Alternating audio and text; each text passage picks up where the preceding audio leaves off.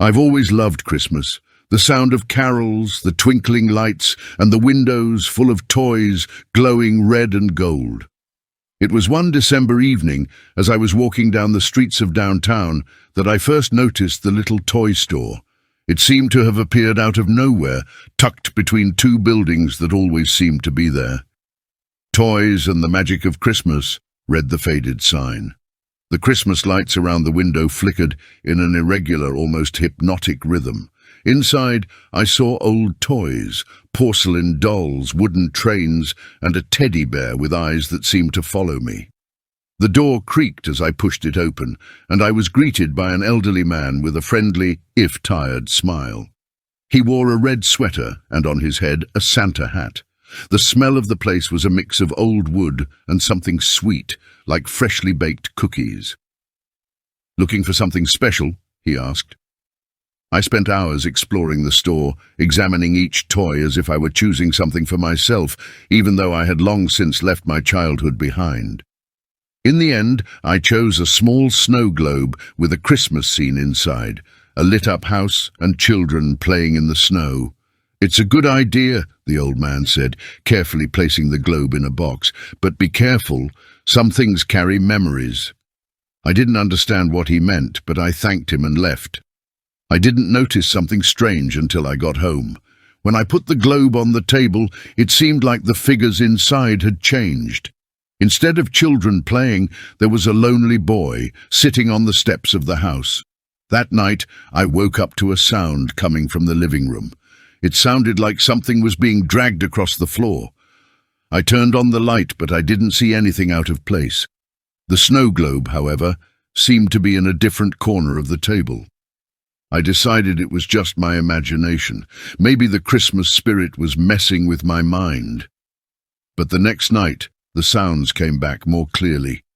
Small footsteps, as if something was moving around the house. The globe now showed an additional figure, a tall man standing in the window of the little house. I decided to return to the store the next day. When I got there, something seemed different. The place looked abandoned, as if no one had been there in years. The windows were dirty, and the hanging signs swayed in the wind. I found a nearby neighbor and asked about the store. "Oh, that one," he said, frowning. "It used to be a toy store for decades, but it closed after a fire on Christmas Eve. They say the owner died trying to save the toys." The hairs on my head stood on end. The man who had helped me, he seemed very real. That night, I looked more closely at the globe. I began to notice details that had gone unnoticed before. The lone boy on the stairs was crying, and the tall man seemed to be approaching him. Looking closer, I saw something that made me freeze. In the window of the house inside the globe, a reflection showed a face very similar to that of the old man from the store. I began researching old news stories about the store and discovered that the old man was the owner, Henry, who had lost his family in the fire. His obsession with recreating the perfect Christmas led to strange behavior until the fatal accident. The stories said that toys in the store would sometimes move on their own, as if they were holding fragments of his energy. And the globe? It was known to be one of Henry's favorite objects. It was then that I realized that the globe wasn't just showing me scenes from a lost Christmas, it was warning me. The next morning, as I was making coffee, I heard the sound of the front door opening. I ran over, but no one was there. The globe sat in the center of the table, glowing with an intense light. When I looked again, I saw something new, a figure that looked like me, entering the scene. The child who had been crying before was now holding my hand, while the tall man stood in wait. I returned the globe to the abandoned store that same afternoon. When I left it there, I had the feeling that someone was watching me. I left without looking back, but the sound of bells ringing in the wind still haunts me. If you like the story, subscribe to the channel for more content like this and share it with your friends. Many more chilling stories are to come.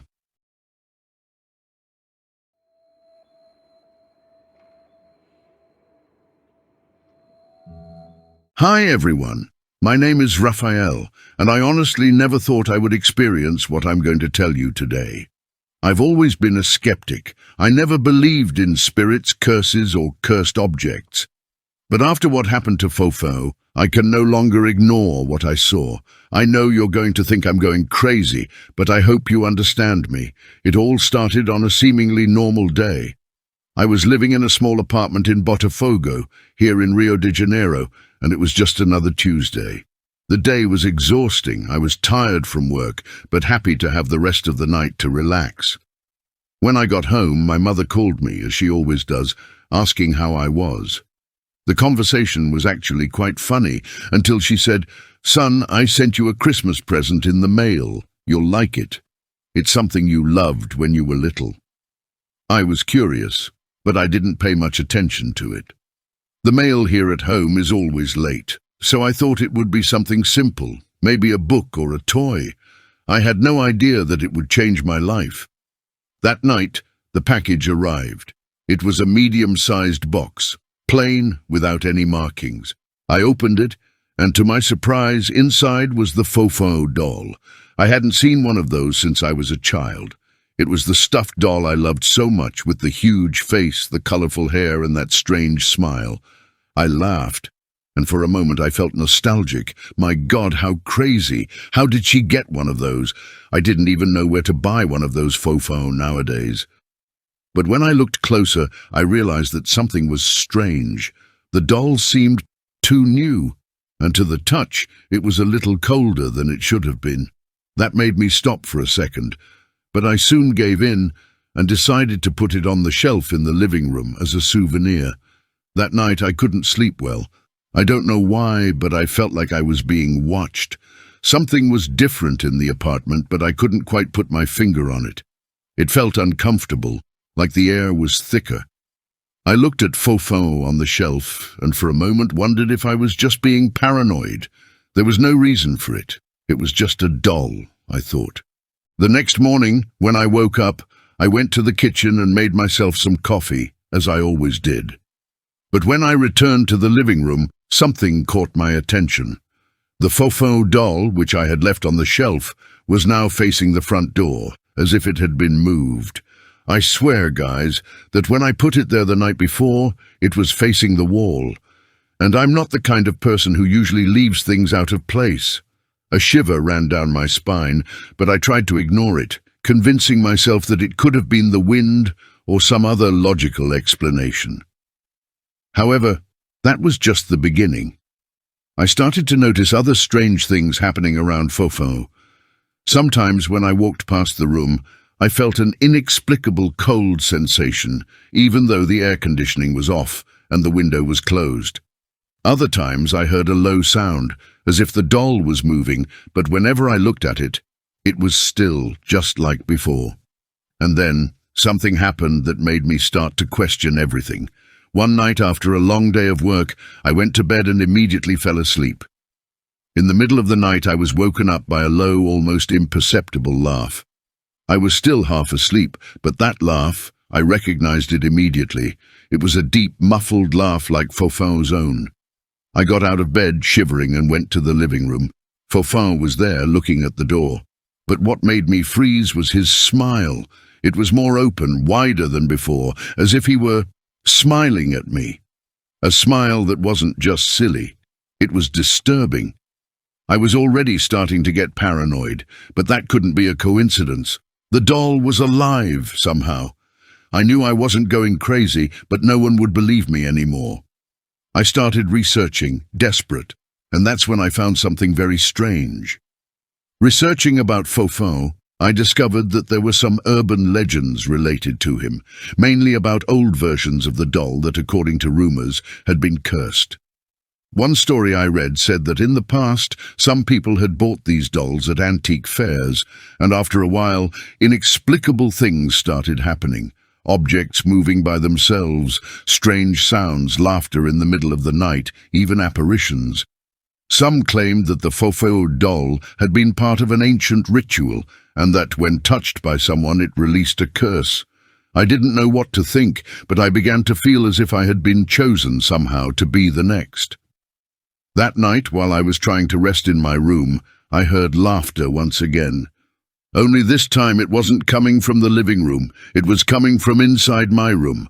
I got up from the bed and, with my heart racing, looked to the corner. The Fofo doll was there, in the corner of my room, staring at me. How did it get there? I had never put it there, and I was sure I had left it in the living room. Panic taking over me, I approached it, trembling.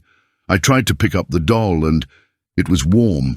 The heat came from its body, as if it were alive.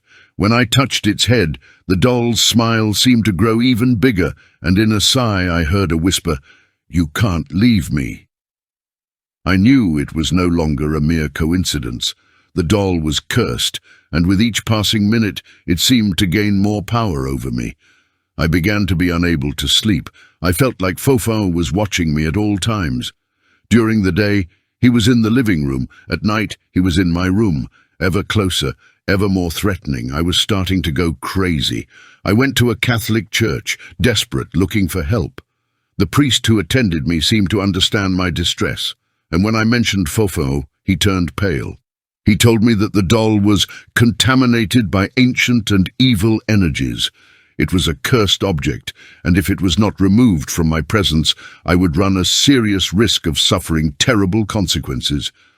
When I asked how to get rid of it, the priest told me that it would require a complex ritual, something that I could not perform alone, and he warned me, "Don't touch the doll anymore. It feeds on fear. It will consume you." I knew that what the priest said was true. The doll was no longer just in my house. It was in my mind, watching me, dominating me, the laughter, the movements at night, the constant feeling of being watched. I couldn't take it anymore. I had to get rid of it. The next morning, I decided to do whatever it took. I paid a huge amount to a specialist in the exorcism of cursed objects and scheduled a meeting for the ritual of exorcism of the doll. However, when he arrived, the doll was no longer at home. It had disappeared, as if it knew what I was planning. When the specialist arrived, he was surprised to see that the doll had disappeared. No one knew where it was anymore, and all traces of its presence had been erased. However, the fear did not disappear. I still felt that it was nearby, waiting for the right opportunity to return. It is difficult to describe what I felt. I thought I was free.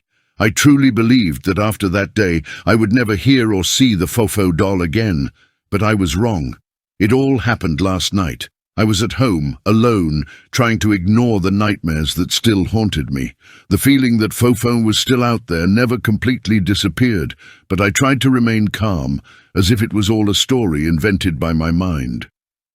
That night, after a long and tiring day, I was on the couch, watching a movie. As usual, the lights in the living room were off except for the TV. The apartment was silent, and the only thing I could hear was the sound of the television and my own heart beating in my chest. I was starting to relax until a low, macabre laugh shook me out of my state of tranquility. I froze. It was Fofo's laugh, that deep laugh which I knew very well. It came from inside the apartment, but it didn't seem to come from a fixed point. It seemed to move, echoing off the walls as if the doll was walking around the house.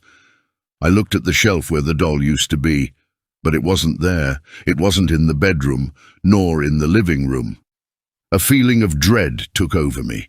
I ran to the hallway and entered my room, locking the door behind me.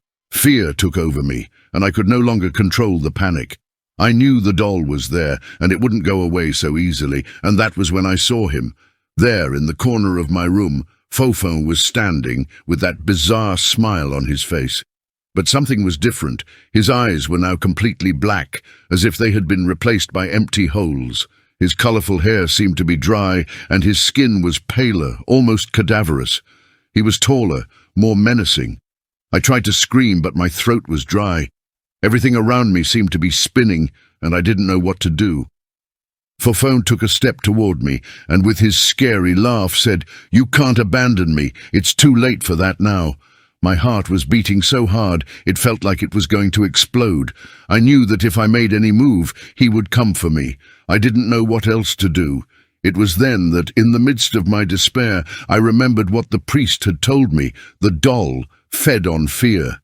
It grew stronger with terror. I closed my eyes and tried to calm my mind. I didn't know if this would work, but one thing was certain: I couldn't let him dominate me. I knew that if I gave in to fear, Fofo would have total power over me. I stood there, silent, breathing deeply, ignoring the sounds of laughter, the footsteps approaching. I needed to maintain control. After a few minutes that felt like hours, the laughter stopped. The weight in the air disappeared.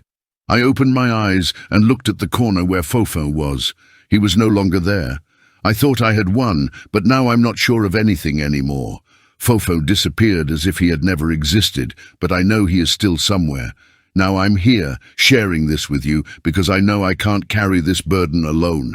So stay alert, and never let curiosity or nostalgia lead you to a dark fate.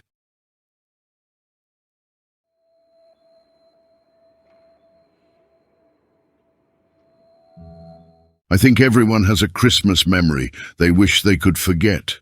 Mine began in a small antique shop, tucked away on dimly lit city streets. I was looking for a special gift for my niece, something that would take her away from the world of the screen and transport her to a more nostalgic Christmas. The shop was stuffy, smelling of old wood and something sweet, maybe cloves or cinnamon. The shelves were lined with porcelain dolls, each one more unique than the last. Their eyes seemed to follow me as I walked among them. One doll in particular caught my eye. It was small, with an embroidered red dress and eyes that looked real. As I picked it up, I noticed something engraved on the base: Christmas 1910. The shop owner, an elderly man with a whispery voice, smiled when he saw my choice. "A beautiful piece," he said, "but they say it has a story." I took the doll home and placed it on the living room shelf. That night, while I was putting up the Christmas tree, I felt a slight uneasiness. It was as if I was being watched. It wasn't until I turned off the lights and went to my room that the discomfort grew.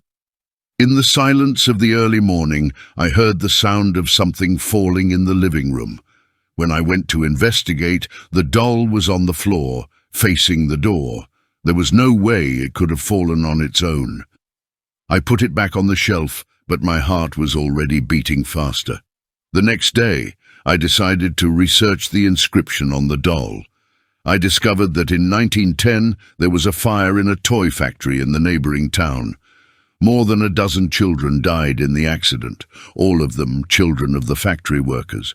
I felt chilled, but tried to rationalize. Maybe it was just a coincidence.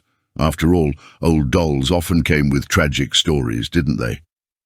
That night, I had a strange dream. In the dream, a little girl with curly hair was sitting at the foot of my bed, holding the doll. She didn't say anything, just pointed to the shelf in the living room. I woke up sweaty and with a feeling that something was wrong. I went to the living room and realized that the doll was no longer on the shelf. I looked everywhere until I found it on the floor in the opposite corner of the room. I started to notice other strange things. The air in the room seemed heavier, and the lights would flicker irregularly whenever I was near the doll. I decided to hide it in a drawer, but at night the sounds started. It was a soft scratching, as if something was trying to get out. As the days went by, the situation got worse. Sometimes I would hear muffled giggles coming from the living room. Other times I would feel a sudden chill when I walked past the drawer where the doll was stored. A friend suggested that I go back to the store to return the item, but when I tried to find the store again, it simply wasn't there. Instead, there was just an empty lot covered in snow. I decided to get rid of the doll. I put it in a bag and took it to the trash. But when I returned home, I found the doll again, sitting on my dining room table. I reached my breaking point when I began to hear the voice. It was a soft whisper that seemed to come from inside my head, repeating the same phrase: "You found me. Now we are one." In a mixture of despair and anger, I picked up the doll and threw it into the fireplace. I watched as the flames consumed the fabric of the dress and the porcelain began to crack. But instead of peace, I felt an even greater emptiness. For a moment I almost thought I saw the figure of a little girl in the reflection of the window, watching as I burned what seemed to be her only memory of a Christmas past. Days later I thought it was all over. The doll was just a dark memory, an object that should never have entered my life.